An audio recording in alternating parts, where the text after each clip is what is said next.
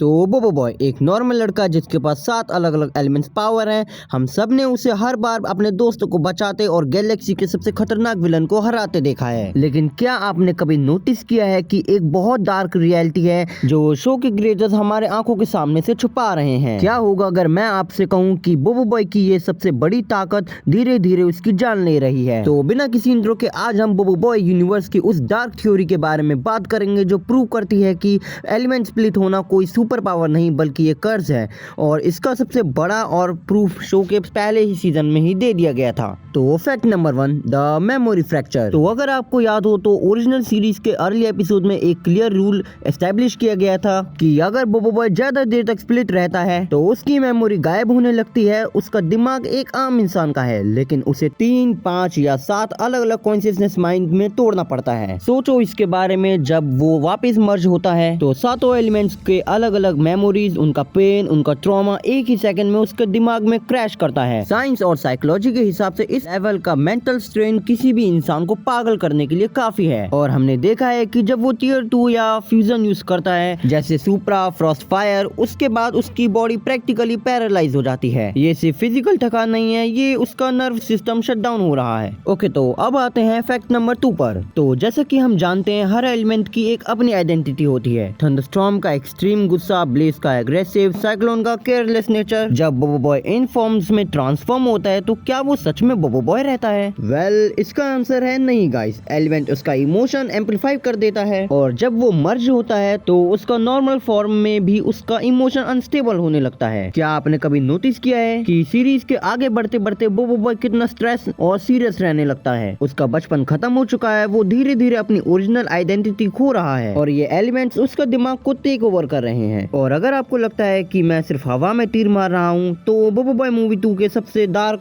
Cannon facts याद करो। रेटाका, जी हाँ गाइस, रेटाका ओरिजिनल एलिमेंट मास्टर था, पर पावर के लालच और एलिमेंट के इन्फ्लुएंस ने उसे एक मॉन्स्टर बना दिया। हंकासा ने खुद वार्न किया था कि ये पावर यूजर को कंज्यूम कर देती है। अगर माइंड स्ट्रॉन्ग ना हो, रेटाका एलियन था, उसकी बॉडी स्ट्रॉन्ग थी, फिर भी वो इस कर्ज से बच नहीं पाया। तो बोबो बॉय तो सिर्फ एक इंसान है, एक अर्थलिंग। जब रेटाका जैसा पावरफुल बीइंग एलिमेंट का लोड नहीं झेल पाया तो एक ह्यूमन बच्चा इसका लोड कितने साल तक झेल पाएगा? क्या बोबो बॉय का फाइनल फेथ भी रेटाका जैसा होगा, या फिर कभी एक ऐसा टाइम आएगा जब बोबो बॉय एलिमेंट्स को कंट्रोल नहीं करेगा, वो एलिमेंट्स बोबो बॉय को कंट्रोल करेंगे? एंड देखो गाइस, मेरे हिसाब से तो यार हो सकता है ऐसा, क्योंकि यार बोबो बॉय अभी तक थोड़ी देर पावर को कंट्रोल नहीं कर पाया है। आगे चल के वो मेहनत करे, वो पावर्स को कंट्रोल करने लग जाए तो ठीक है, लेकिन अगर बोबो बॉय की एक भी गलती, अगर उसने थोड़ा सा भी पावर्स पे मतलब ढील छोड़ी, तो मेरे को ऐसा लगता है कि यार बोबो बॉय की जो पावर्स हैं वो बोबो बॉय को कंट्रोल करने लग जाएगी। तुम्हें क्या लगता है यार? ये बात तुम मेरे को कमेंट में बताओ।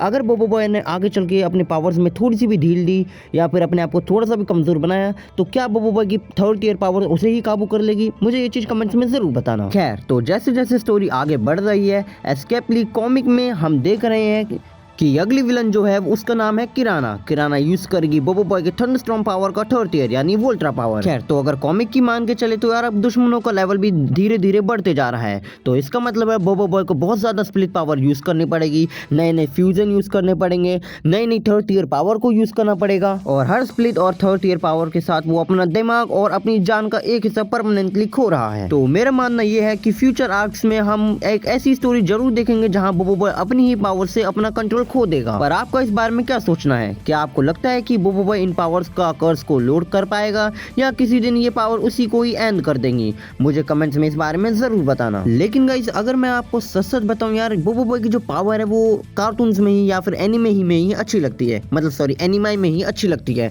अगर रियल लाइफ में देखा जाए तो इन पावर को जो यूज करेगा लिटरली वो डिप्रेशन में रहने लगेगा। लाइक तुम सोचते होगे यार बोबो बॉय की पावर मेरे पास आ जाए, मैं इस दुनिया को बचाऊंगा। यार ये सोचना बहुत आसान है गाइस। जब तुम्हारे पास ये पावर आएगी, तुम इन्हें यूज करोगे, तब तुम्हें पता चलेगा यार ये लिटरली दिमाग पे कितना तगड़ा असर देता होगा। मतलब तुम साथ में स्प्लिट हो जाओ और बाद में जो तुम्हारे एलिमेंट्स हैं वो उन पे कितना डैमेज हुआ है, कितना उन्हें डर लगा है, सब कुछ मतलब बाद में तुम्हारे पास ही वापस आना है, फिर तुम्हारे शरीर पे क्या ही लोड पड़ेगा। यार सोच के देखो तुम अपने आप को, बोबो बॉय की जगह तुम अपने आप को इमेजिन करो तो। और स्पेशली अगर मैं बात करूं तो यार 3rd टियर की सोच के देखो, तुम 3rd टियर को कंट्रोल नहीं कर पा रहे, तुम्हारे सिर में बहुत तगड़ा वाला दर्द हो रहा है, तुम पागल से हो रहे हो लिटरली। लेकिन यार तुम अपने दोस्तों को भी नुकसान पहुंचा रहे हो यार, लिटरली यार। मैं जब आर्क वेंडारा का सीन देख रहा था, मैं लिटरली बोबो बॉय की जगह जब अपने आप को इमेजिन करता हूँ ना, मेरे को लगता है यार बोबो बॉय कैसे जीता होगा। लिटरली साथ में स्प्लिट होना, उसको कितना डैमेज पड़ रहा है, क्या हड्डी वड्डी टूटी है, वो सब नहीं दिखता, वो सब हमें पता नहीं चल रहा। लेकिन जिस इंसान पे बीतती है उसको ही पता चलता है कि उसको कैसा महसूस हो रहा है। लाइक इसका जीता जाता एग्जाम्पल मैं दूँ आर गेंतार का। आर गेंतार के 4th एपिसोड में आपने देखा होगा जैसे रोसाकासा ने बोबो बॉय गेंतार को कितनी जोर से फेंका था। अब उसकी कमर में भी टूट सकती है, मतलब कमर जो है वो टूट भी सकती है, क्योंकि यार उसको जब बिल्डिंग में फेंका तो रियल लाइफ में तो तुम्हें पता ही है कमर कैसे झेल पाएगी, मतलब बैकबोन तो टूटेगी। लेकिन थैंक गॉड ये पावर रियल लाइफ में नहीं है। अगर गाइज रियल लाइफ में ये पावर होती ना, तो लिटरली बता रहा हूँ, देखो दुनिया से बुराई तो खत्म हो जाती है, लेकिन वो बंदा जो तुम्हें बचा रहा है ना, वो डिप्रेशन में रहने लग जाता गाइज। और गाइज आपको एक बात बताऊं, लाइक आर्क विंडारा और आर्क बराजू में जैसे बोबो बॉय टेम्पेस्ट, नोवा, ब्लिज़ार्ड कर रहे थे, तुम्हें पता है वो पागलों वाली हरकत कर रहे थे। लिटरली उनके दिमाग पे जो जोर पड़ रहा था ना, वो बहुत ही तगड़ा जोर पड़ रहा था। मतलब एक इंसान पागल होने के लिए क्या चाहिए, उसके दिमाग पे जितना तगड़ा जोर पड़ेगा वो उतना ही पागल होते जाएगा। हालांकि कुपुत्री और क्वाली की मदद से, मतलब तोक्ता रोका की मदद से बोबो बॉय जो है वो नॉर्मल हो गया। लेकिन रियल लाइफ में गाइज ये चीज़ बहुत ज़्यादा डैमेज कर देती है दिमाग को, अगर रियल लाइफ में देखा जाए तो। लेकिन थैंक गॉड यार बोबो बॉय की पावर रियल लाइफ में एग्जिस्ट नहीं करती, ना रियल लाइफ में एलियन एग्जिस्ट करते हैं। वरना यार वो बंदा, मैं उस बंदे की सोचने लग रहा हूँ जो बंदा इस पावर को यूज़ करता है यार, लिटरली वो कैसे रहने लगता है। खैर तुम बताओ यार, अगर तुम्हारे पास रियल लाइफ में बोबो बॉय की पावर होती तो क्या तुम कंट्रोल कर पाते, या फिर अपने आप को इतना ट्रेन कर लेते कि तुम इन पावर्स को कंट्रोल कर ले रहे? ये चीज़ मेरे को कमेंट में ज़रूर बताना। खैर तो वीडियो अच्छा लगे तो वीडियो को लाइक कर देना, चैनल को सब्सक्राइब कर देना। यार मैं कभी कभी सोचने लगता हूँ यार, जितना ज्ञान मुझे बोबो बॉय का, इतना अगर मेरे को पढ़ाई में होने लग जाता ना गाइज, मैं लिटरली बता रहा हूँ मैं अपने क्लास को टॉपर निकल जाता। क्या यार, टॉपर रहने का सपना तो सपना रह जाएगा। लेकिन आप वीडियो को लाइक कर देना, चैनल को सब्सक्राइब कर देना, वीडियो को जरा हाइप भी कर देना, थोड़ा अपनी कृपा दिखा के यार वीडियो को हाइप कर दो। अब तो हाइप का बटन भी आपको दिख रहा होगा, हाइप कर देना। मैंने प्रोडक्ट भी टैग कर रखा है, आप चाहो तो बोबो बॉय का जो भी मान लो, अगर बोबो बॉय की बोतल या फिर कप लेना चाहो तो मैंने प्रोडक्ट टैग कर रखा है, आप चाहो तो ले सकते हो, या फिर आपके वीडियो के बगल में ही दिख रहा होगा टैग प्रोडक्ट्स, उसमें भी देख सकते हो। खैर तो मिलता हूँ ऐसे खतरनाक वीडियो में, तब तक के लिए बाय बाय।